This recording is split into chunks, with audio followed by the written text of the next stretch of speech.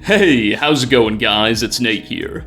And just a couple of weeks ago, Fallout's Winter of Adam book released, and it's pretty groundbreaking. So, for those of you who don't know what I'm talking about, and that's probably quite a few people, considering Bethesda hasn't done much to market this from what I've seen, there actually exists an official Fallout tabletop role-playing game in the same model of Dungeons and Dragons. It was designed in collaboration between Bethesda and Modiphus Entertainment, a publisher who specializes in this genre, and the game originally debuted in the summer of 2021. Well, on May 10th, 2023, less than a month ago, Bethesda and Modiphus just released a new sourcebook for the game, called Winter of Adam, which introduces a new campaign and a tremendous amount of new lore to go along with it. To give you a sense of the scale, the book is over 200 pages thick, and most of them are lore and story related, with the remainder being, well, rules. This new Winter of Adam, or WoW as I'm going to call its campaign, is set in the Commonwealth in the year 2286. Just 1 year prior to the events of Fallout 4, and it centers around a particularly rough incoming winter in Boston, the most brutal the region has seen in centuries. Some would say suspiciously brutal. As winter approaches, a particularly violent new sect of the Children of Adam have emerged, led by a deranged man who calls himself the Last Son of Adam, and who we later learn has been influenced by a network of Lovecraftian and Eldritch forces. As you might imagine, the 200 pages that tell this dramatic story are just overflowing with new lore, which sheds light on previously unknown forces that have been influencing the Children of Adam, and the nature of the terrifying Lovecraftian gods that have been subtly present in the franchise since Bethesda's acquisition. Effectively acting as a prequel to Fallout 4, the tabletop game also helps explain how the Commonwealth fell into the state that we encounter it in. We learn how certain settlements were founded, and how other locations were completely abandoned.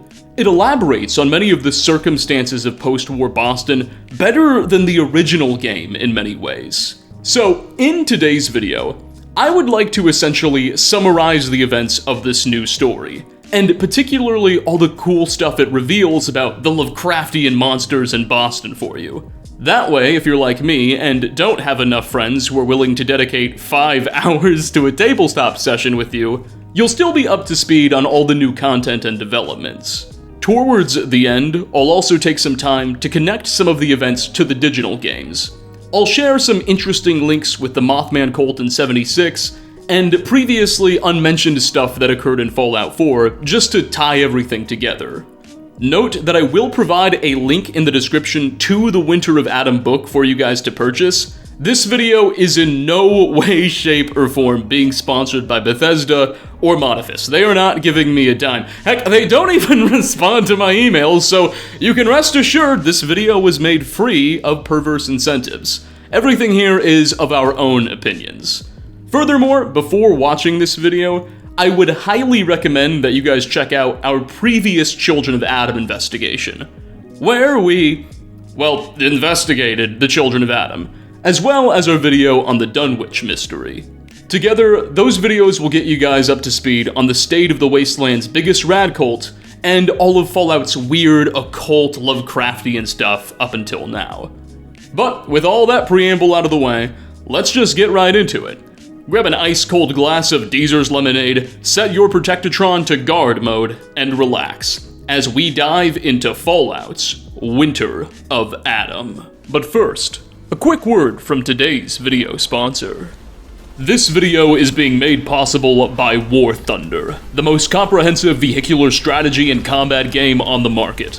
From fast-paced, action-packed death matches to more tactical and strategic experiences, War Thunder has whatever you're looking for. With over 2,000 tanks, planes, helicopters, and ships from the 1920s to the 2020s, and an extensive customization system featuring hundreds of equipment items, camouflages, historical markings, and decals, you can easily recreate history or make your own. In War Thunder, every vehicle has been accurately modeled down to their individual components, with an astounding attention to detail, which is reflected in both their damage systems and handling. I've found the flight mechanics to be particularly impressive. While I've never been trusted with tanks or aircraft carriers, I've actually flown a bit, and the aircraft handling is spot on. Lateral maneuvering, diving, it's all how it should be, and as I'm sure my flight instructor would tell you, I make the same mistakes when banking. When you're done with this video, check out War Thunder using my link. Available on PC, Xbox, and PlayStation. You'll get a free bonus pack featuring multiple premium vehicles, a premium account, boosters, and more. Now, back to our regularly scheduled programming. Alright, so the Winter of Adam campaign experience is designed for 4 to 6 tabletop players, and there should be one game master presiding over the whole thing. The Game Master is the person who's kinda responsible for guiding the players through the story. They act as a sort of referee, making sure everyone's following the rules, and they generally get to create their own narratives in a way. They can create their own quests and side quests sometimes. They do stuff like that, it's a fun role. Instead of Game Master, I'm gonna use the term Overseer. The book doesn't actually use that term, they call the role Game Master, but I just think Overseer sounds cooler. Anyway. As mentioned, the sourcebook is over 200 pages long, and it consists of 4 primary chapters. The first chapter really just lays out the rules for the game, instructions for how the Game Master should set everything up, and some general backstory on the Commonwealth, which most Fallout 4 players will already know. The 3 remaining chapters provide a detailed outline for how the campaign should progress, and it's what we're really going to be focusing on today. The game kicks off with Chapter 2, titled Welcome to the Commonwealth, and it sets an eerie scene before providing further instructions. It's October of the year 2286, exactly 1 year prior to the events of Fallout 4, and the Commonwealth is on the brink of chaos as winter approaches. While since the bombs initially fell, Massachusetts has enjoyed a rather temperate climate, this winter is different. Technically, the season hasn't even arrived yet, but temperatures have already fallen below any in recent memory, and snows are beginning to appear for the first time in centuries. Though these conditions may sound like the ingredients for a Christmas wonderland, they are anything but. Settlements aren't prepared to deal with the cold, there aren't enough jackets and heating to go around, and even worse, crops are failing. At this point in time, the Minutemen remain a powerful force in the region. The Battle of Quincy, where the Gunners would nearly destroy the entire faction, save Preston Garvey and his small band of misfits, is still many months away, and they seem to have hundreds, if not thousands of men under the Minutemen banner. But even they can't get a hold on the situation. The lack of supplies and shelter to go around are turning more and more people to the business of raiding, and everything is just spiraling out of control. Players are encouraged to spend some time wandering around this collapsing world and interacting with it before initiating the main story. The rulebook provides the Game Master with a few possible side quest templates, and ultimately advises that you go through some of those before everyone's ready when they are to proceed to Diamond City, where events pop off. As our group arrives, we find the great green jewel of the Commonwealth in an extremely precarious state. Here's how the book describes things. Quote, as winter tightens its grip on the Commonwealth, crops fail and supply lines falter. Residents of the settlements that ring the outskirts of Boston flood into the city. Refugees seek the relative safety and security of Diamond City, but Diamond City is full to bursting, and Mayor McDonough has decreed that the gates are closed to newcomers until enough supplies arrive to provide for everyone. End quote. Upon our arrival, we encounter a mass of desperate refugees and settlers packed outside of the city gates, begging for the chance to get in. People have been camped outside for so long that a whole new shanty town of sorts is growing just beyond the walls. Not unlike Freeside in New Vegas, only with more despair. A crowd consistently blocks the gates of the city, hoping to force their way in the next time they open, but they never do. Within this crowd, the players spot a wounded caravan guard. The guard is begging to be let through, saying they need to speak to the mayor immediately about a recently lost supply train. Should the heroes help this guard make their way through the crowd and to the intercom, they and the soldier will be allowed in, and granted a private audience with McDonough, where more information is revealed. Evidently, this guard was part of a much larger detachment that was protecting a literal supply train. They were running a locomotive to the city filled with supplies before it was suddenly attacked at the end of the line while they were offloading. Note that it's heavily implied that this is the same destroyed train we find on the tracks just outside of Boston in Fallout 4, and it's one of only a few references to functional rail travel being a thing in the post-war world.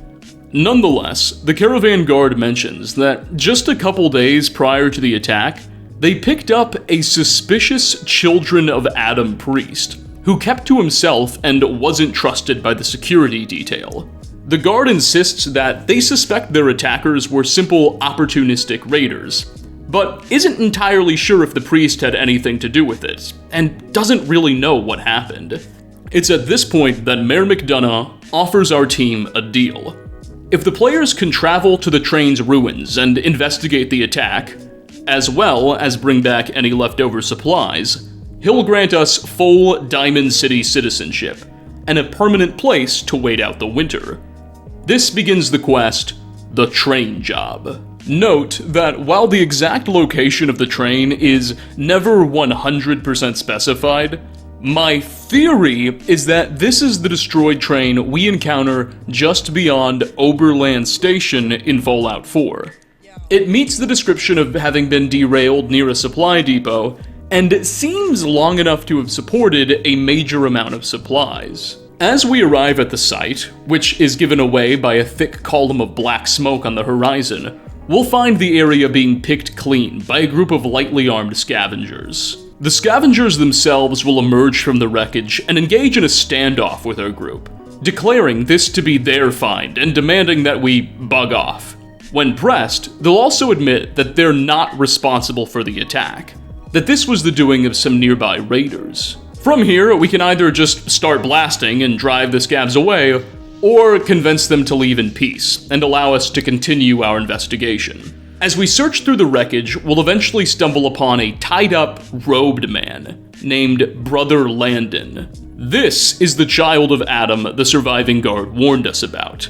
Evidently, he was restrained by the raiders during their raid, and simply left like this. Should we decide to free him, he'll reveal some rather ominous information about his own journey.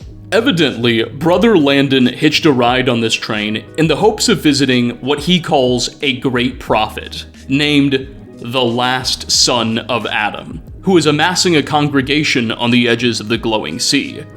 He's hesitant to reveal too much about this last son character, but his dialogue is suspicious. Interestingly, the acolyte is also wearing a necklace with a strange symbol, a triangle with a thick circle in the middle of it, bisected by a vertical bar. Landon claims to have created this symbol and wishes to present it to the last son of Adam, in hopes that the prophet will adopt it as his own. Alright, real quick pause right here. So, Brother Landon is claiming that he hopped on this train to visit some strange prophet named the last son of Adam in hopes of joining him and giving him a new symbol. I have some notes on this. For one, if you saw our previous Children of Adam investigation, you'll know that in Fallout 3's Broken Steel DLC, we can meet a domesticated feral ghoul named the Son of Adam in the custody of a small congregation just outside of Megaton. As far as I can tell, Fallout 3's Son of Adam and this last Son of Adam are totally unrelated characters, and their similar titles are just coincidence. But we'll have more to say on the last sun in a bit. Furthermore, the symbol that Landon describes is interesting, to say the least. A triangle with a thick circle in the center bisected by a vertical line. This is hilarious because said description perfectly matches the symbol of the Deathly Hallows in the Harry Potter universe. The Deathly Hallows, according to the books, are 3 legendary artifacts that, when united, could make the bearer the Master of Death and extremely powerful. The 3 shapes, the triangle, the circle, and the line, are meant to symbolize the 3 items. It's possible that Landon's use of this symbol is just a neat reference by Bethesda and Modiphus. Or maybe it's a little bit deeper than that. You see, at several occult sites throughout the Fallout franchise, particularly at Point Lookout and at the Mothman camps in Fallout 76, we can find a strange triangle carved into totems. It's missing the line and circle, but the presence of the triangle is consistent across several locations. Maybe Landon's symbol has something to do with this tradition. Whatever the case, we'll have much more to say about this mystery and the Adamites later on. For now, let's continue with our story. After freeing this captive and recovering what supplies we found, we can either head back to Diamond City, or follow some tracks to hunt down the raiders responsible for this attack. Doing so isn't necessary for the story, but will grant us some additional supplies and improve our relationship with Diamond City. Upon returning to the Great Green Jewel, Mayor McDonough will welcome us with open arms and thank the players for buying his people a little more time. True to his word, he'll also grant us full citizenship in the town, as well as a residence to call home. Alas, we will have little time to relish in our victory, as the mayor has another job for his new heroes. You see, as the approaching winter and increase in raider activity render Diamond City's supply lines less and less reliable, the City Council has devised a creative solution. They believe that Boston's massive subterranean sewer tunnel network can be used as a new trade route, safe from both the raiders and radioactive snows. However, first, said sewers need to be cleared of the various mutants and nefarious entities that occupy them. This is where we come in. McDonough offers our group a total of 500 caps, as well as an assortment of supplies, if you can help Diamond City fortify a new supply line through the sewers. Beginning the quest, Cleansing Fire. Initially, this mission is quite true to its job description. We enter the sewers through a nearby manhole and begin pushing our way through hordes of feral ghouls, squatting raiders, and all sorts of other typical wasteland foes. However, after we've made our way fairly deep into the sanitation tunnels, the players will stumble upon 2 female members of the Children of Adam, Esther and Eliza, who can be found tinkering with a couple of robots. So long as our group isn't aggressive, they won't be either, and the 2 girls will explain their presence in the rat ways. Evidently, Esther and Eliza are members of a small Children of Adam congregation down here, led by a peaceful, elderly man who goes by the name Brother Schumacher.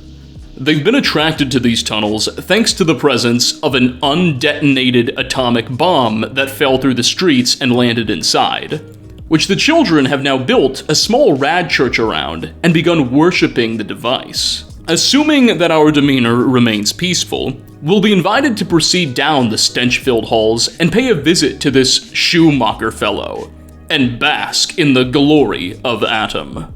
When we encounter Schumacher himself, the man will be friendly and carry a modest demeanor. He'll offer to explain the Children of Atom's faith and cosmology to the players, subtly hoping to win over some converts. He describes their belief in something that he calls the division, the idea that within every atom inside of each person lies an entire new universe, just waiting to be activated by the fires of an atomic blast. We've already explored the Adamite religion quite a bit in our previous video though, so I'm not going to dwell too much on that. Where things get interesting is when the brother warns us of another hostile sect of Adamites, who are known to be aggressive, and whom Schumacher utterly despises. He claims that on the edges of the glowing sea, a madman calling himself the last son of Adam has declared himself to be Adam's prophet, and is using violence and intimidation to build a power base and win influence for himself. This is, of course, the same character that captive priest on the train mentioned earlier, and Schumacher makes it clear that this last son of Adam means business.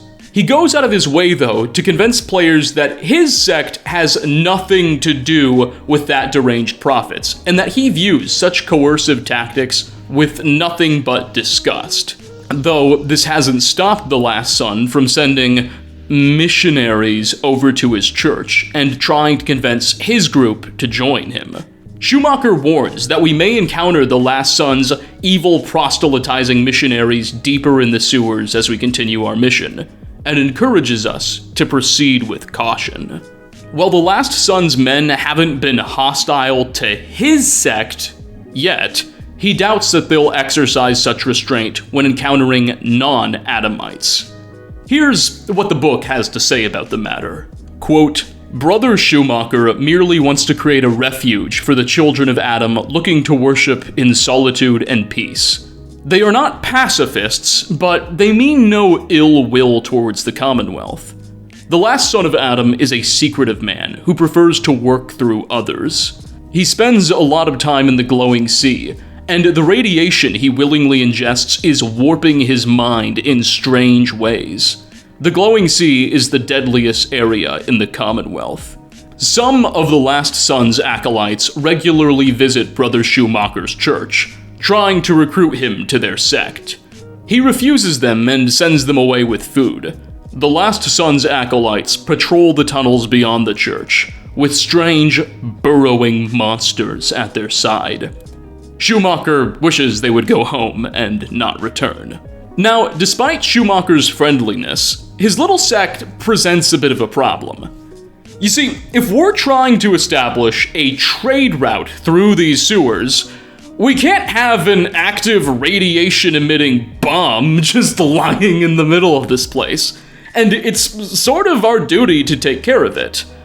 But trying to disable the device would provoke the ire of this otherwise peaceful group, leaving us with a couple of options. We can simply start blasting, exterminate this sect, and disable the nuke by force, which will technically count as solving the problem and allow us to complete our quest. We can also stealthily deactivate it behind their backs if we have the right skills, or if someone in the group has a high enough charisma stat, we can just explain our predicament to Schumacher himself, to which he'll offer an interesting solution. The priest knows of secret chambers which can bypass his church and allow Diamond City to establish a trade route without intersecting his humble abode. Only problem is that these secret passageways are also known to the last son of Adam guy, who uses them for his own nefarious schemes. We'll have to fight through his hostile acolytes in order to properly establish a safe connection through this alternate route. Something that Schumacher doesn't mind one bit, and will serve as our first potential violent encounter with the last son's troops. Alright, let's pause right here, because I want to point something out. You may recall in our previous Adamite investigation, I played the following quote from Piper, where in her companion dialogue, she may mention almost being killed by Adamites while pursuing a story in the sewers nearby Bunker Hill. Take a listen. I suppose so. Hey, I'm not one to judge. Honestly, it's just nice to not be doing it alone for a change. In my line of work, things tend to get pretty hairy. I've been shot at, poisoned, nearly executed. Heck, until recently they called the lockup in Diamond City the Piper Suite. Anything for a story, I suppose. Seems that execution didn't quite take, huh? Thank God. I'd been working on this story about irradiated drinking water in Bunker Hill. I traced the water back to its source through these old sewer tunnels, and what do I find? The children of Adam, setting up like they own the place. Unfortunately, they found me just as quick, turns out they were not fond of reporters. So, to atone for my trespassing, they decided to make a sacrifice to Adam. Me. I'm kneeling there, about to get the boot into this huge sewer pipe, when suddenly I blurt out, "Adam! He reveals himself!" And they buy it. They pull me back from the ledge, and then gave me their induction ceremony. You are looking at an official acolyte of Adam. Took me a couple more days before I managed to sneak away. This quote always bothered me, because in Fallout 4, there are no Adamites in the sewers, and it's unclear who exactly she was talking about. However, this little quest from Winter of Adam gives us a potential explanation, implying that she was likely attacked by the Last Son's acolytes, seeing as his men are specifically mentioned to be patrolling these sewers and hunting non-believers. Anyway, just an interesting little thing I caught. Regardless of whatever course of action we decide to choose, after deactivating the bomb or pushing our way through a new passageway, after doing so, the quest will be completed, and the heroes can report back to Diamond City for their rewards. Now, I kind of alluded to this earlier in the video, but however your group decides to finish this mission, and depending on the choices that you made during it, there will be some consequences in the future. Like, if you decided to attack Schumacher's friendly Adamites, the survivors will end up joining the Last Son of Adam, and that's gonna come back to bite you, stuff like that. If I were to explore every consequence of every decision, though, this video would be like 6 hours long, and I really do just want to get to the Lovecraft stuff. So, for the sake of time constraints, let's just pretend we were nice to Schumacher and just cleared the alternate passage.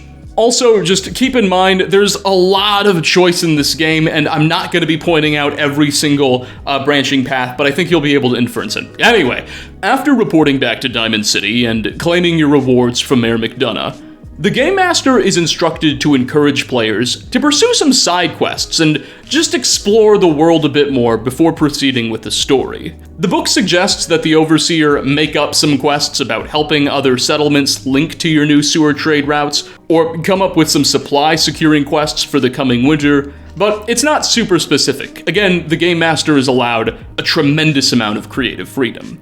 Whatever the case, when the GM is ready to proceed, they're instructed to guide the heroes to the Boston Harbor, where they encounter a beached vessel known as the USS Germination, run aground on the now frozen shores, with a camp of Minutemen nearby. Here's how the book describes this vessel's horrifying story. Quote, "The USS Germination is a waste freighter, repurposed to be a thriving and self-sustaining farm populated by a few dozen settlers. The farm's rich compost fermented over decades at sea, making a green space possible. Earlier in the winter, though, the freighter washed inland and almost instantly froze in the ruined Boston Harbor. Run aground, the once secure settlement lacked protection against looting raiders, flesh-hungry super mutants, and other starving factions. In their time of need, the Last Son of Adam visited the settlement's leader, a brilliant but ethically bankrupt geneticist named Dr. Yarrow. The Last Son offered Yarrow a food source capable of replacing the freighter's dying farm. A strange purple fungus that grows delicious fruit even in the coldest climates when planted inside a frozen human body. In exchange, Yarrow has helped the Last Son with his genetic experiments, leading to the creation of highly mutated beings that serve the church, like Radoid Freaks and the Gigapede and its hatchlings." End quote. The book goes on to explain that thanks to their sinister new crop, the Germination has built the largest food, if you can call it that, reserves in the Commonwealth. And while no one knows the horrifying secret of how it's planted, people are beginning to develop suspicions. In order to acquire the necessary human remains to plant the fruit, the Germination's crew has been abducting scavengers and traders from across the wasteland, further disrupting trade and arousing suspicion. And folks are beginning to take notice of all these disappearances. Furthermore, this new flesh fruit slowly drives all who eat it mad. The book refers to the condition as famished fever, and while non-chronic exposure, like just eating one or two of the fruits will only leave you sick for a day or so, continuing to eat this stuff for prolonged periods will cause a person's thoughts to grow consumed with the idea of getting more of it. It creates a sort of addiction, and as it progresses, one's skin grows paler, their eyes become bloodshot, and they even lose the ability to properly communicate with language, simply speaking with short grunts, as all of their energy becomes invested in the acquisition of more fruit. In the latest stages, people even begin to develop horrifying mutations. Needless to say, most of the Germination's crew is infected with the chronic form of this disease, behaving like zombies and arousing more suspicion from the wasteland. Though the Germination's leader, Dr. Yarrow, remains in good health, as he has secretly opted not to eat any of this nonsense. Anyway, this is a very long quest, and I'm gonna skip over so much stuff, but to make a long story short, because again, I think this video will end up being quite long enough, after chatting with the nearby encampment of Minutemen and watching them get sick due to the fruit, the heroes have their own questions and begin investigating what's going on.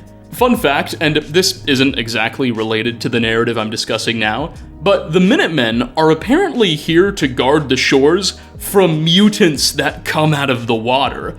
They report to have recently taken down a giant squid that had 36 arms and 4 human legs, which confirms that the seas of the Fallout universe are indeed home to all sorts of horrors beyond human comprehension.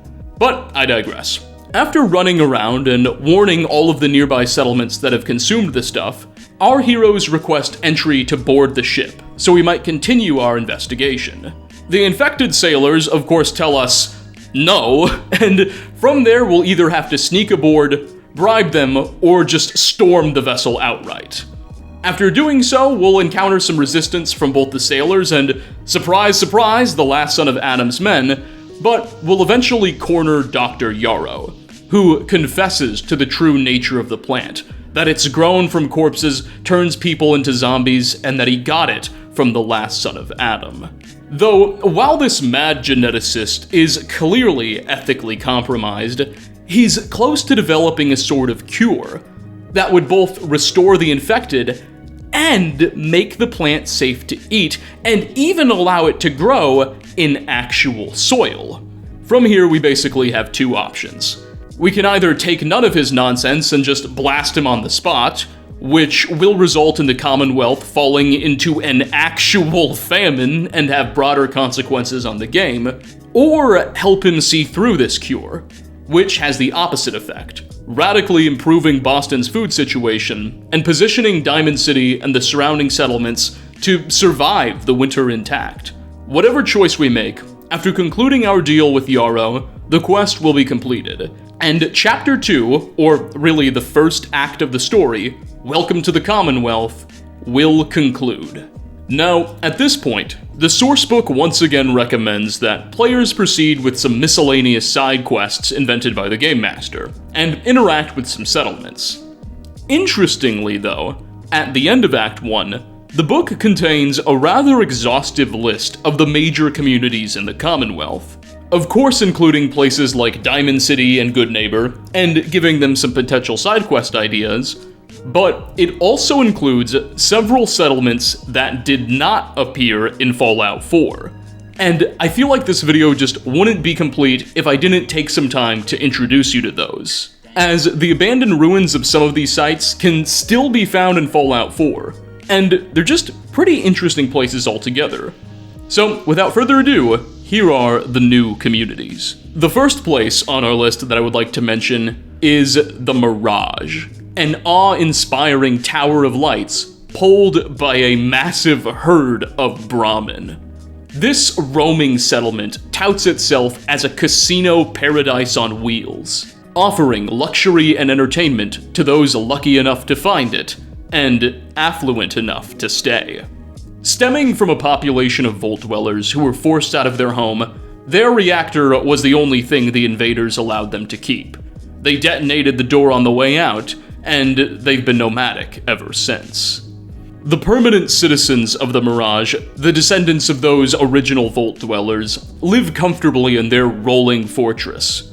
They rely on Brahmin not only as their means of transportation, but also to power their reactor. Or at least they did. That was until the harsh winter took its toll on their herd. Now, they're secretly working out a deal with the last son of Adam, involving indentured servants, as they call them, who are forced to work on Vault-Tec exercise bikes to keep the power. There are 5 main rules at the Mirage all visitors must abide by. Rule number 1, you must spend caps while inside. There is no entry fee, but you have to keep spending once you're in. 2, you may not tell anyone about what you see or what happens at the Mirage. What happens here stays here. 3, guests are only allowed to stay for 72 hours. Then you have to take a break. 4, no violence of any kind will be tolerated. And 5, cheaters will be punished harshly. Tensions are high within the Mirage during its tour of the Commonwealth. Business has been falling precipitously. Emissaries of the Last Son openly cheat at cards, all the while breathing down the necks of the management. As the cult's demand for recruits grows harder and harder to feed, guests begin to disappear. Few residents are aware of the corrupt deal that sustains this enterprise. Most still believe that the church members are simply guests providing supplies in exchange for shelter and a place to preach. Suspicions are rising, though, as propaganda pamphlets litter the alleys and hidden cameras are found watching for marks. Those down on their luck are casually led to a secret hold, where they are worked to exhaustion before being given over to the Adamites for forced conversion. The Mirage maintains its exclusivity by limiting the time visitors can stay and distancing itself from other factions. So, it's no surprise that the residents are growing suspicious of their leader's strange alliance with the Adamites. We meet an assortment of gamblers and roughnecks at various casino and bar settings throughout the tower, until our player characters are inevitably selected for some additional screening. Depending on the decision that our heroes make and how the Game Master decides to handle things, this wandering casino may go dark and just completely disappear under the elements and pressures, or eventually peacefully leave the Commonwealth under new management at the end of the game. The choice is ultimately ours. The next location is called Big Top. Somewhere in the Commonwealth, a community of ghouls and synths gather beneath a huge, decrepit tent, calling themselves the Freaks, spelled with a Q. This brand of itinerant circus performers find themselves trapped in the Commonwealth as the Atomic Winter sends in and blocks their escape. Unsurprisingly, the Children of Adam were the first group to extend an offer of support.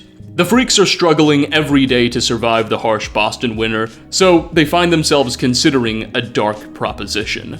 Distrusted by humans and lacking long-term infrastructure, the Freaks who were originally circus performers find themselves desperate. As their hovel attracts more and more outcasts, they're scrambling to shelter the new refugees and have no long-term plan. Despite their bleak situation, the Freaks keep morale high with regular performances. The center of the Big Top serves as their main stage. Carnival Row is an adjacent tent city providing additional shelter for refugees. Perhaps you'll meet the prescribed carnies like Madame Atom, Brawny Bill, and the Inked Lady, or whatever original weirdos your Game Master might imagine. The settlement has no allies or potential trade partnerships due to its limited resources and the prejudices faced by its leaders. A schism begins to form. The synths who do not require regular food or water are standing firm against the Children of Adam's offer for help, while their ghoul friends find it increasingly tempting. Without outside intervention, this grim circus will either quietly die or fall under the control of the last son of Adam. Or, maybe, just maybe, survive long enough to get out when spring arrives. Next on our list is Beatsville, a commune of New Age beatniks located in an old junkyard. The people of Beatsville, who call themselves Beats, aim to bring art, music, and literature to the Commonwealth for the betterment of the people. Nestled in what most would call a valley of junk, the Beats see their ramshackle village as an architectural triumph and an ephemeral, ever-changing art exhibit. They repurpose trash to create treasures such as newly woven clothing, unique jewelry, and useful ceramics. However, they only survive by keeping a low profile. As a pacifist community with no means of protecting themselves, they can only hide and negotiate to protect themselves.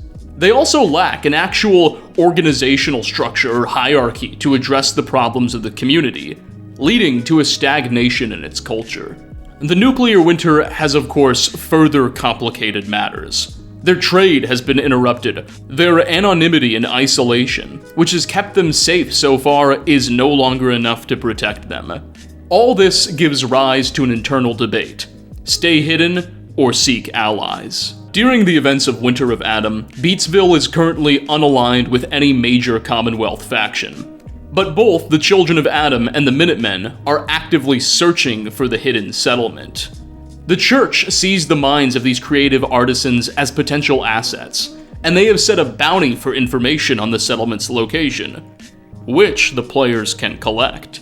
The Minutemen are interested in recruiting the Beats as performers and craftsmen, mostly for the sake of morale. Clearly, the Beats will have to compromise their artistic vision to survive.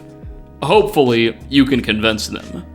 Now, this is by no means confirmed, but my suspicion is that Big John Salvage in Fallout 4, a large wrecking yard just southeast of Boston proper, was once Beatsville. It's the site of the old settlement. I say this because it fits the profile. It too is a large junkyard, and it seems to match the artwork description of lots of waste crates and stuff stacked together. When we visit it in Fallout 4, it's occupied by a faction of super mutants, which may imply an unfortunate fate being the canon for Beatsville, but nonetheless, that's just my theory. Moving on. The final of the new settlements is a place known as Mechminster Abbey. The Sisters of the Forge, a group of aging blacksmiths and mechanics, all women, run the Mechminster Abbey out of an abandoned pre-war church. They try their best to offer real material support to the people of the Commonwealth, in exchange for reasonable tithe. However, they're currently struggling with extremely strained food supplies and very weak defenses due to a recent Frost feral ghoul attack and an uptick in use of prohibited chems among settlers. Within their church is a large forge, which they call the Pulpit. Their armory is the Confessional, and they're led by a Reverend Riveter. It's all very metal. They are so vehemently opposed to the Church of Adam that they forbid any faithful individuals from entering their grounds, even the peaceful sects. The player's actions will ultimately determine the fate of the Abbey. It can fall to ghouls or the Children of Adam, but with time, it will fall. There's no saving it. The implication seems to be that this group would ultimately spawn the Forged, which is a group of raiders we can encounter in Fallout 4 who are held up at Saugus Ironworks and Dunwich Boars, which casts an interesting light on their spiritual leanings, though this connection is far from confirmed. The Forge make no mention of churches, and many of their leaders are dudes, which seems out of line, so ultimately it's unclear. But whatever the case, those are our 4 new settlements. We have the roaming settlement known as the Mirage, a great traveling circus called Big Top, the commune of Beatsville, and this Mechminster Abbey. After listing all of the settlement, the game proceeds to Act 2 of the main storyline. So, what are we waiting for? Let's get started. Act 2 of the campaign is called The Winter War, and it's quite short, though also rather dynamic. It begins really any time the Game Master considers the player ready, after resolving the USS Germination quest. By now, October has long passed, and the Commonwealth has entered the harshest months of winter. The rivers have frozen over, the lands packed under feet of snow, and blizzards present an ever-ominous threat for those who dare travel. At this point in the game, players should have also already visited and established relationships with most of the settlements, having completed at least some of their side quests.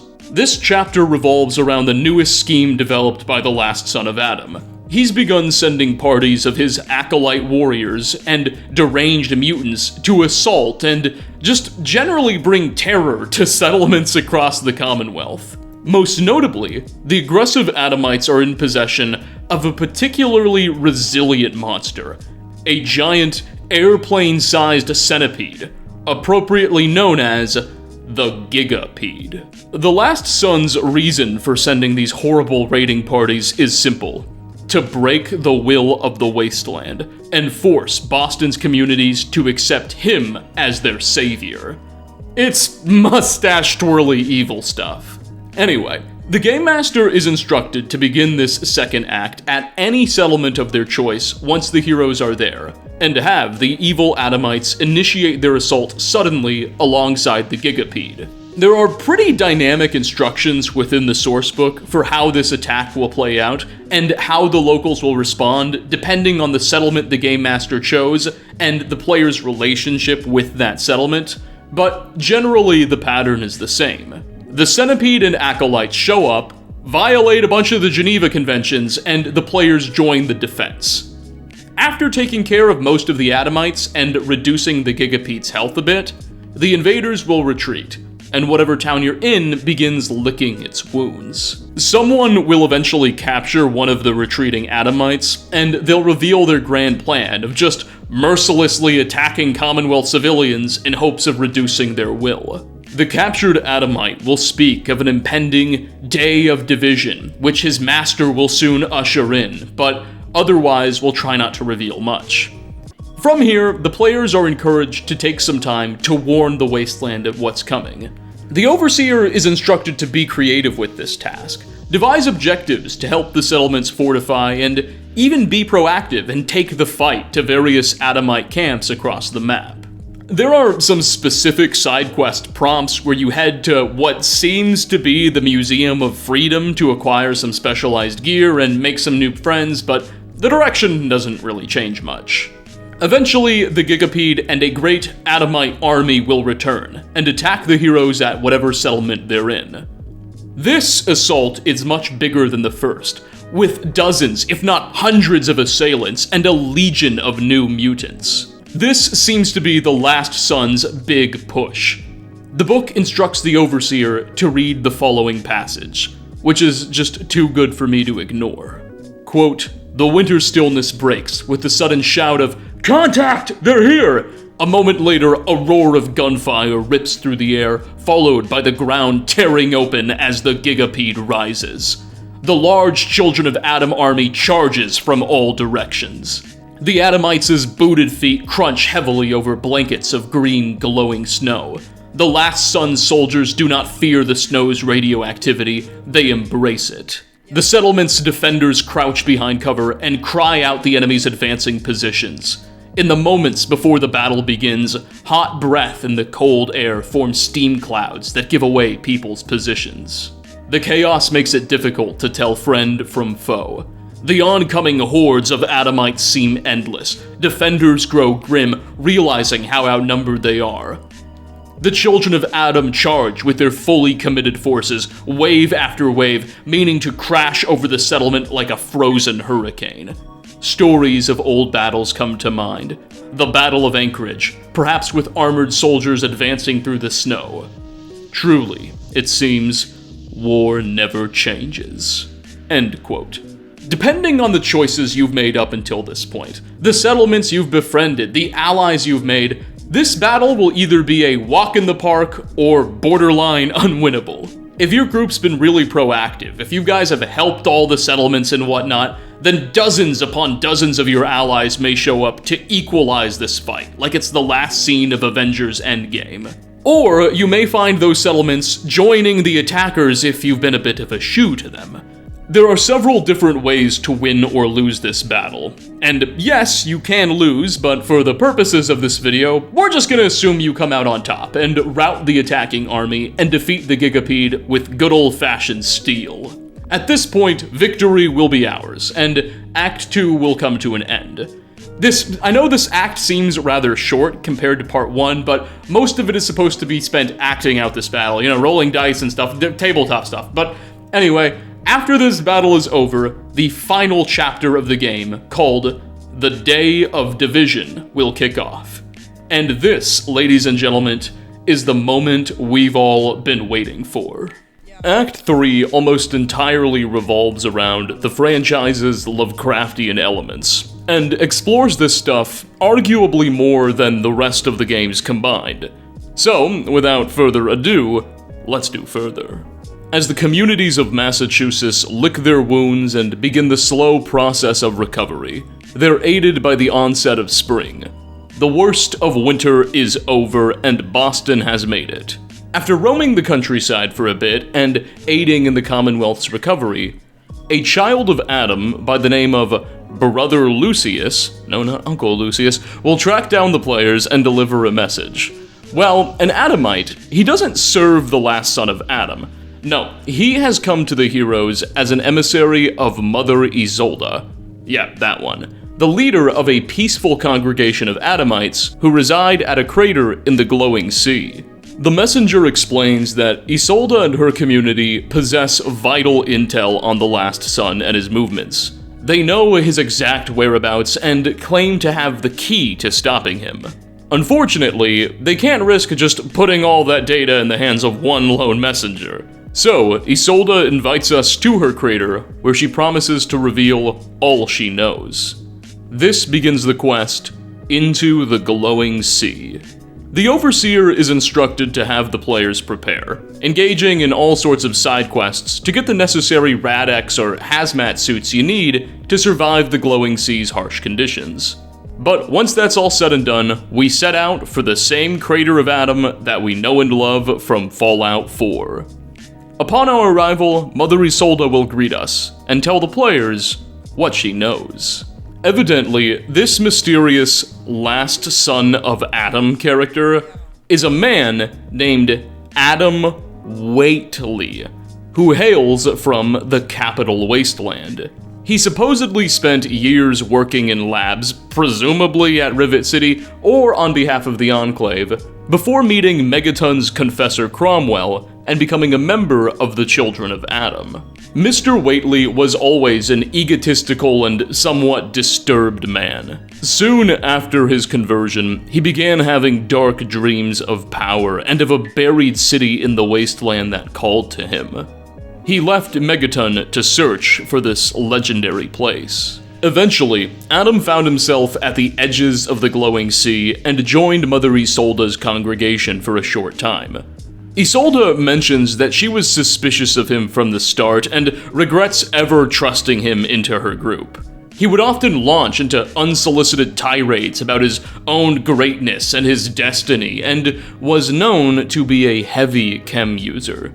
In an effort to keep tabs on him, Mother Isolde had her daughter, a woman named Sister Dawn, befriend Mr. Whately and keep tabs on his activities. Unfortunately, said daughter soon became enamored by the man and started buying into his nonsense. Against all odds, Whately eventually discovered his ancient city in the glowing sea, buried beneath a pre-war military installation, and he decided to leave Isolde's group to excavate that site. That was the last Isolde saw of the man, but unfortunately, her daughter, still under his spell, left to join him. The mother claims that Adam ended up experimenting on her daughter and transformed Sister Dawn into a 30-foot-tall, feral glowing one ghoul who now wanders around the glowing sea, feasting on civilians. Something which Mother Isolde is very upset about.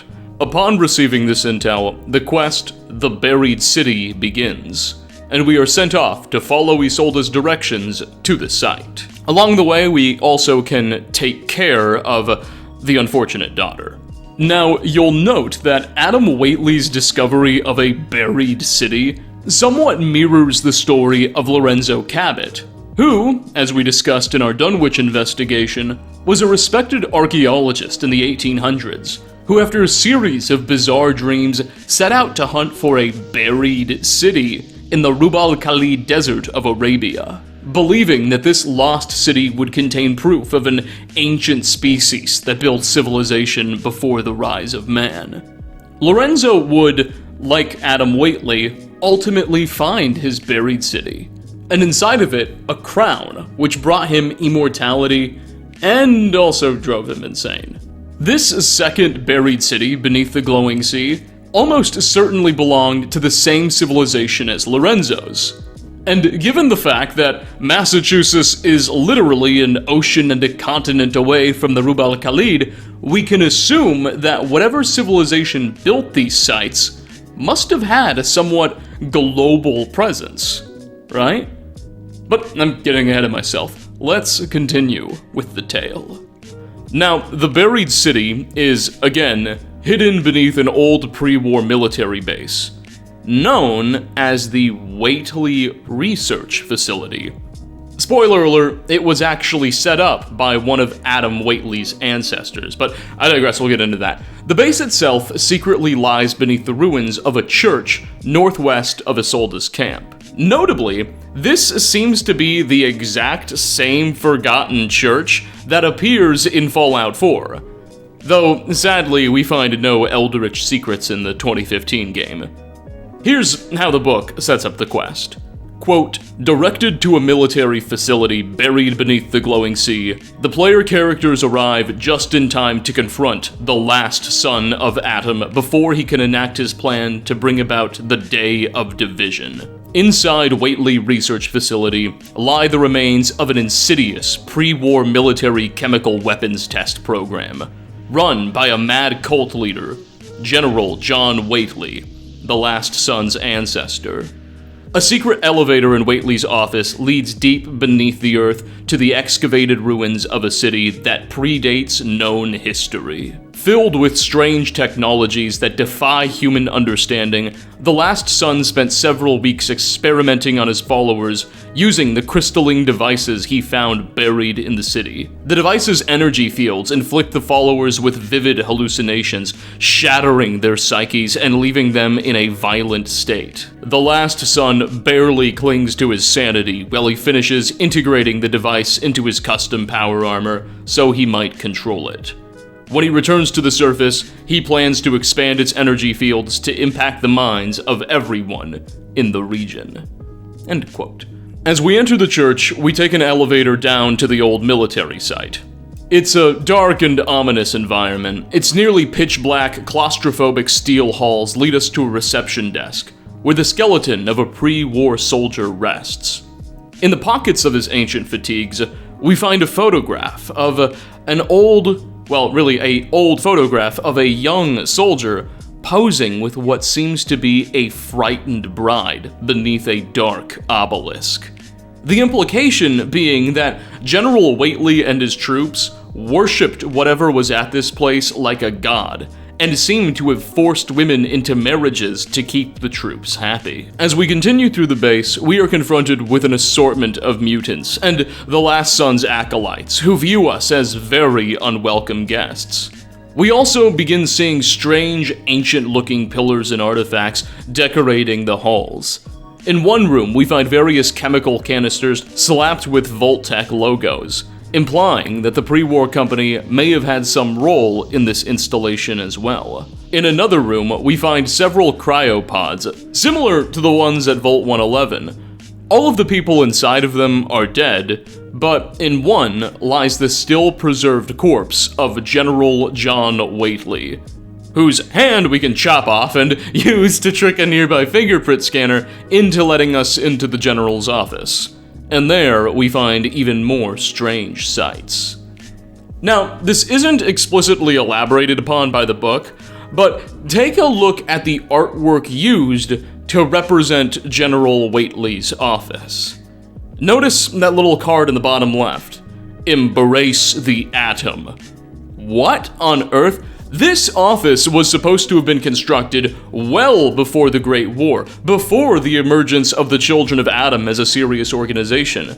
So why is it then that General Whately seemed to have been echoing or foreshadowing their beliefs so long before the bombs fell? Within the General's desk lies a King James Bible, and its pages have been furiously scribbled upon by the General, denouncing the book's lies and claiming that the only true God is the Black Star who dreams beneath. What on earth? The Black Star who dreams beneath? This seems to be the name of whatever eldritch creature General Whately was worshipping, but it's quite new. Previously, in our last Dunwich video, I pointed out that the name Oog Qualtoth is often associated with Fallout's Lovecraftian lore.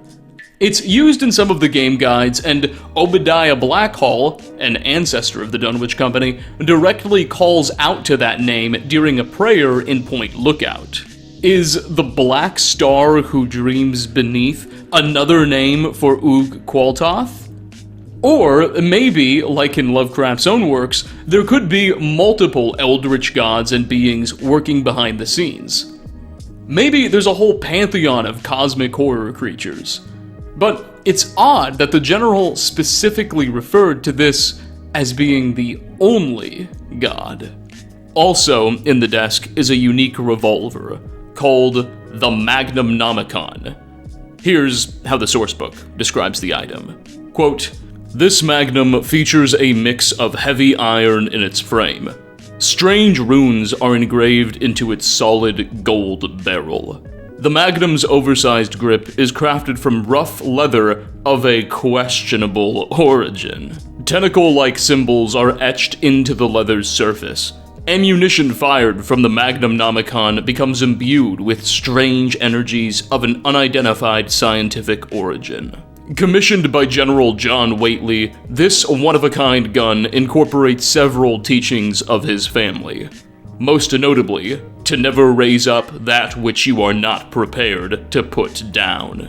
It must have been a weird coincidence that the gunsmiths involved in its creation died in mysterious accidents. This Magnum has the ability to resurrect defeated foes and have them serve the wielder for some time as thralls.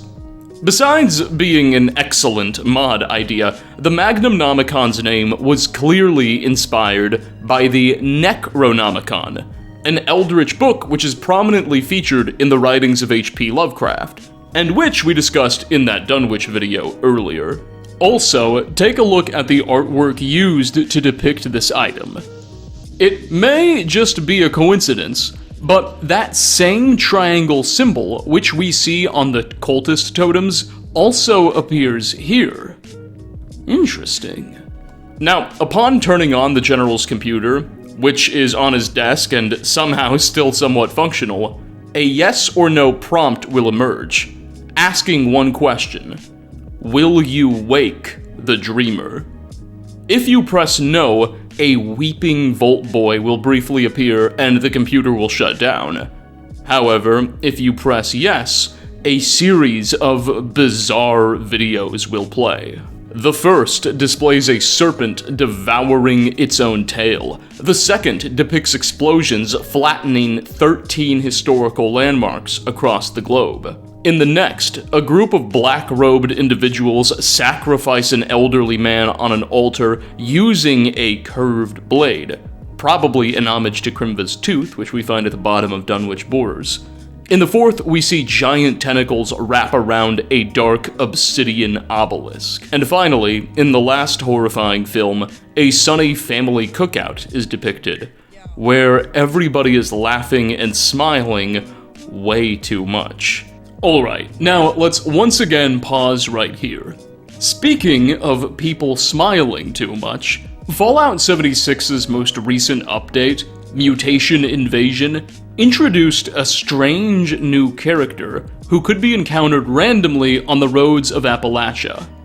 A mysterious, well-dressed individual known as the Smiling Man. He lacks any significant dialogue and only appears as a random encounter, doing nothing but staring at the player with a very menacing and uncanny grin. When attacked, the man simply disappears before the player's eyes. While this character contains very little lore, he's clearly supernatural, and most members of the community seem to agree that he's likely associated with the broader Lovecraftian mystery that we've seen throughout the games. I wonder if there's a connection. But I digress. After this bizarre bunch of media plays, the floor of the office will suddenly rise and expose a secret elevator, which will take our heroes down into the ruins of the buried city. Now, here's where things get weird, as if they're not already. After a long descent to a pitch-black ground level, each of the player characters receives an extremely vivid hallucination. The Game Master is instructed to present these hallucinations as either windows into an alternate reality, or as just visions that the players are receiving. This is a clear nod to the strange visions players receive while exploring Dunwich borers in Fallout 4 and the Dunwich building in Fallout 3. It seems that a trademark characteristic of Eldritch locations in the franchise is their association with hallucinations and strange dreams and visions. You have to wonder, given that the military installation here was dedicated to chemical research, perhaps it was this effect they were necessarily studying. Maybe the US government of old was attempting to harness these strange hallucinations for their own benefit. There's no confirmation of this, but I suspect the Hallucinogen Corporation could also have been involved given some of the products they produced. But I digress again. Nonetheless, each hero has a different vision, and the exact specifics of what they see are left to the Game Master. Though the book encourages said Game Master to make these hallucinations appealing and tailor them to each character. So, for instance, say you have one guy in the group who's really obsessed with caps or something. That guy's trance may consist of him being brought to an alternate world where he's the richest man alive. Say you have another hero who, as a part of their lore, lost a spouse or a child. Their experience may have them reunite with that lost loved one. You get the idea. The point is to make these hallucinations desirable and tempting. Though, as they continue, the GM should also ensure that a sense of dread begins to build. The heroes should realize that something is off about their new fantasy. Maybe make the characters in their dreams seem really uncanny, or have everybody smile too much, or whatever. It's all up to the GM. It's at this point that players will be given a choice to either embrace this alternate reality and admit that they want to stay, which will result in the more dreadful elements of the fantasy fading and them being allowed to remain in their little paradise, or to acknowledge the illusion and willpower their way out of it so they may continue their hunt for the last son of Adam.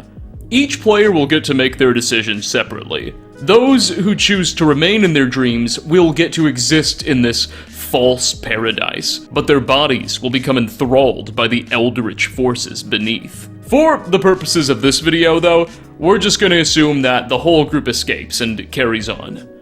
As we push forward after these visions, the Game Master is instructed to read the following passage to the survivors. Quote, "You find yourself in a tunnel dimly lit by iridescent crystals embedded into its jagged walls. The obsidian passage is nearly 20 feet wide, 12 feet high, and slopes steeply downward. The air is hot and choking without a breeze to it. Chisel marks scar the walls and floor. A few signs of human excavation remain. Broken tools, digging machines with battered drills, abandoned lanterns left unlit, and tracks of many footprints that zigzag through the dirt. A deep, recognizable voice begins to echo off the walls, coming from somewhere lower in the tunnel. The last son of Adam's words sound strained and a little mad. Let's talk of graves, of worms and eulogies. Let's make atomic dust our sermon, and with rainy eyes write sorrow in the ruined ashes. For you have but mistook me all this while. I live with canned dog food like you. I feel want and taste grief, need friends. How can you say to me that I am a king? Says the booming voice. End quote. Indeed, a sermon by Adam Whately is echoing through the halls. Though we don't get a good glimpse of the man just yet. We see drooling, zombie-like children of Adam and regular wastelanders huddled up in masses against the walls. But they're unresponsive. Their mouths are frothing, and their minds are likely in similar trances to the ones that our group just experienced. The tunnel halls eventually expose the ruins of a massive, ancient city, constructed mostly out of polished obsidian with a great obelisk in the center, and an assortment of giant tree trunk-sized tentacles wrapped around it, emerging from a nearby hole in the ground. In front of the obelisk, we spot a man delivering a sermon in a unique set of X-01 power armor. The helmet is transparent, his face is exposed, and it seems rather sickly. The armor is decorated with an assortment of Adamite symbols, and contains a strange growing crystal device in the center. This is him, Adam Whately, the last son of Adam himself. The Game Master is instructed to read the following paragraph. The last son of Adam stands with his back turned to the obelisk, watching your group approach. He is mounted in dark, red steel power armor, painted with yellow atomic symbols. A fist-sized cluster of crystalline shards embed the last son's chest plate, glowing with the same light as the obelisk. A modified gamma blaster is attached to his hip. Bladed biomechanical tendrils hang from his steel arms. The last son's helmet is transparent, revealing most of his face. He looks gaunt and sickly. Most of his hair is fallen out, and dark circles ring his yellow eyes. The last son raises his hands with a peaceful gesture and addresses you in a calm, slightly strained voice. Welcome to the city of Adam, my persistent friends. I am certain you have many questions. Before you ask them, hear my offer. Is it not too late for you to know Adam's glow? End quote. It's at this point that our remaining heroes are able to engage in dialogue with the last son, as he attempts to justify his positions and convince us to join him in this unholy crusade. We are in turn able to ask him a few questions, and learn a bit more about this bizarre man in the process. Whately confirms that he was once a common wastelander from the DC area, who heard the call of Confessor Cromwell in Megaton and adopted Adam as his new god. Shortly after, he began dreaming of a powerful crystalline device in a buried city, protected by a great tentacled being. He claims that creature was calling to him, that the more he searched for it and the city, the more at peace he felt. He calls the tentacled abomination his literal brother, and goes so far as to refer to it as the first son of Adam. He plans to use the crystals he's found down here, which he's now integrated into his power armor, to grow his flock. He intends to travel the wasteland from settlement to settlement, using his new Eldritch items to brainwash thousands upon thousands of people into becoming his thralls with the visions we just experienced. Mr. Whately justifies this by claiming the faithful will be rewarded with an infinite paradise, allowed to spend eternity in their own personal heavens. But the players know these fantasies to be hollow. The last son also admits that he's dying. Decades of chem abuse and rad exposure have taken their toll, and he expects to pass away shortly after his victory. Though also believes that Adam will descend from the heavens and take over his body, guiding his flock into infinite universes after his death. Eventually, however, the last son will grow tired of talking, and demand that our heroes make their choice. Join his flock and spend eternity in paradise, or battle him now. If we choose the first option and agree to submit to the fantasies and visions, that will actually be a wrap to the game. Our heroes will get to embrace the eternal fantasy of their dreams while their mortal bodies become mere pawns in Adam Whately's sick schemes. In the epilogue, he will initiate his pilgrimage and slowly begin absorbing and decimating the settlements of the Commonwealth and beyond. The Game Master is given the freedom to kinda describe whatever consequences they please with this endgame. They can have fun with it. Maybe your flock makes it as far as the NCR, or maybe the last son and his zombie army are eventually defeated by an awkward alliance between the Brotherhood and Institute or whatever. Still though, with this choice, the game can just end if you choose to side with Adam. Alternatively, if our heroes opt to stand and fight, a dramatic final battle will begin, as the last son, that weird tentacle thing, and their zombie army all combine to stop our players. Much like in earlier battles, there are several ways we can win or lose this one. We can trick that weird tentacle thing into attacking Adam Whately. We can destroy the central obelisk, which will cause all the zombies to suddenly snap out of it. We can just land a good shot at the crystalline device and the power armor. Lots of ways to win. Consult your Game Master for more. The battle can also be lost if you don't play your cards right, but we're not gonna go there. Nonetheless, it is possible for the players to either slay Adam Whately outright, or just beat him into submission to the point where he's too weak to continue resisting. At which point, the man will begin sobbing hysterically and express remorse for all that he's done, before his aforementioned illnesses finally get the better of him. But with our heroes' victory and the death of Adam Whately, the game is now over. The heroes have finally won. They have stopped the curse and saved the world. The Game Master is instructed to read this one final passage before sending players off. Quote, I assume this is supposed to be in some sort of Ron Perlman voice, but nonetheless, war never changes. During one long, deadly winter in the Commonwealth, its people fought desperately for their lives against a megalomaniac and his devoted cult. Settlements were pushed to the brink of ruin, souls were lost to the twisted machinations of a buried god. Too many good people died, their hopes and dreams buried beneath the atomic ice. But ice thaws, snow melts, winter passes, spring always returns. And with it, fortune rises again in the ruins of old Boston. Settlers come and go, as impermanent as the seasons, making way for new stories to be told in the nuclear wasteland. Only one thing is certain. Peace never lasts, and war never changes. And that, ladies and gentlemen, is a wrap on the campaign.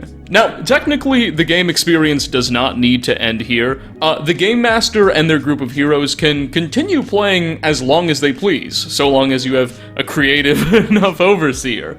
It provides some suggestions for how players can continue playing. It recommends that your group maybe investigate the consequences of their actions, return to old settlements, help rebuild. It even suggests that players could return to the buried city and try to excavate it, but it doesn't contain any specific directions or even any meaningful lore with that suggestion. It's all for the Game Master to come up with. The sourcebook does contain some possible consequences of your actions. It has 5 specific points that I think are worth going through. 1, the USS Germination, now under new leadership and with the river ice thawed, manages to disembark from the land and prepares to set out to sea.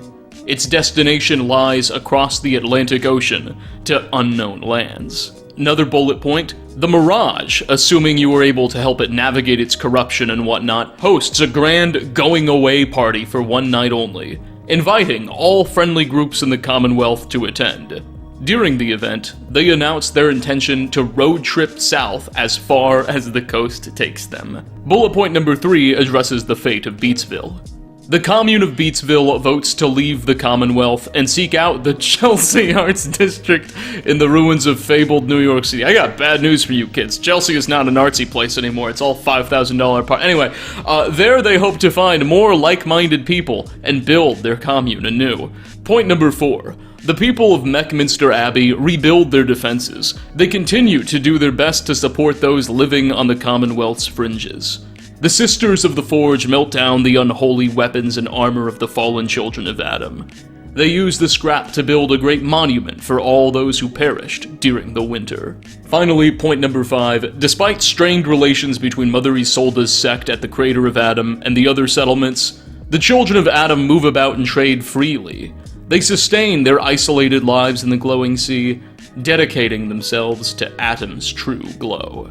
But yeah, there you go. That's pretty much where the source book ends. Ladies and gentlemen, we have gone through the whole thing from the beginning to the end. This would normally take several hours in a long-form tabletop D&D session, but we were able to take care of that in, an hour and 30 minutes, which I think is the first time I've actually been able to abridge one of these stories. But anyway, before we head out, I'd like to sort of spend some time reflecting on this whole campaign and assessing what it means for the Fallout universe. The book itself does seem to be canon. I know whenever Bethesda creates a derivative work or something, there are all these people that rush to the forefront and say, that's not necessarily canon, but my suspicion is that this very much is. All of the stuff from the previous Bethesda Fallout role-playing tabletop stuff was held to be canon. I see no reason why this would be any different. However, Bethesda and Modiphus were also careful to really leave the big important details up to the game master.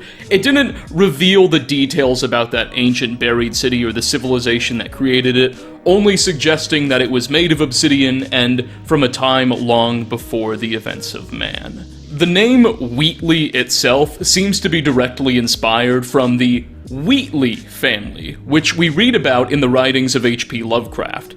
They're specifically mentioned in one story, the Dunwich Horror, which, Dunwich Borers, you get the idea, wherein the Wheatleys are presented as this ancient clan of occult worshippers who have been protecting Eldritch secrets in Massachusetts for a long time. I suspect the Wheatley family has a similar origin story. I'm also extremely intrigued by this suggestion that ancient elites were highly involved in the worship of these occult figures. We've discussed that possibility before in our investigation of the Dunwich mystery, but aside from the owners of the Dunwich Company, this General John Wheatley figure is pretty much the first person we know from the old world government to have been directly associated with these Eldritch mysteries, and I bet he's not the only person either. The book also implies that the visions we get at Dunwich locations in the Fallout digital games are a consequence of direct proximity to these strange crystals that we've never seen before. I'm excited to see how they elaborate on that. But overall, from a narrative perspective, I'm not somebody who plays tabletop that often, so I couldn't tell you how balanced or whatnot this experience is. Just from its narrative and lore, I was incredibly impressed by this book. The story they told was so unique, it tied so many things together, it was so fun. I couldn't help but be upset that this wasn't a Fallout 4 DLC or something. I feel like this story would translate so well into an expansion, or I don't know, maybe a modder could pull something like this off. Easily one of the greatest Fallout experiences I've ever read, so I highly recommend it. Again, link will be in the description down below to the full Modiphus book, so you guys could purchase it for yourselves and play with your friends or whatnot. But yeah, nothing but nice things to say about the writing of this story. As for the lore, we'll see what happens. If you've been following this channel or even just Fallout 76 lately, you know that Bethesda has been leaning more and more into its Lovecraftian and Eldritch themes over the last year or so.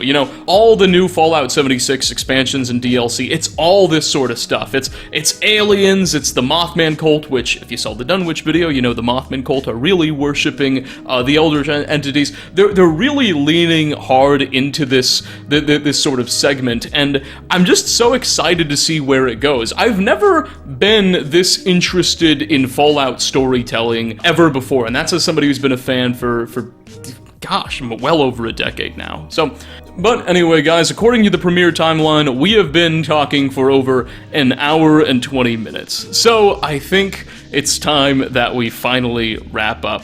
Thanks so much for stopping by, everybody. Be sure, if you haven't yet, to check out that previous Dunwich investigation and our video on the Children of Adam, as this whole Winter of Adam board game is really what ties those two together, and watching those just makes this video and what we discuss so much more significant. And don't forget to check out War Thunder, the most comprehensive vehicular combat and strategy game on the market, using my link in the description for a free bonus pack. War Thunder is available on Xbox, PlayStation, and PC, and caters to whatever experience you're looking for. Also, huge thanks to Anachronite for helping me compile and organize much of this script. And as a completely unrelated side note / tangent, if any of you guys have a few hundred, or ideally maybe even a few thousand hours in the game Ark Survival Evolved, this is my Discord username appearing on screen. Please feel free to hit me up. I am desperate for a group of competent individuals to help me out in a hardcore session. But anyways, guys, aside from that, a little self-serving classified ad. Thank you so much for stopping by. I hope you all enjoyed, and I hope to catch you all in my next video. Peace out, everyone.